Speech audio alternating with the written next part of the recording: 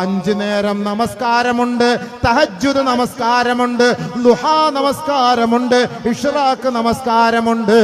അവ്വാബി നമസ്കരിക്കും. മറ്റെല്ലാ റവാത്തിബുകളും സുന്നത്തുകളും ഒക്കെ എടുക്കുന്ന വ്യക്തിയാണ്. തിങ്കളാഴ്ച നോമ്പെടുക്കും, വ്യാഴാഴ്ച നോമ്പെടുക്കും, ഒരുപാട് അമലുകൾ ചെയ്യും. പക്ഷേ കുടുംബക്കാരനെ കണ്ടാൽ മിണ്ടൂല.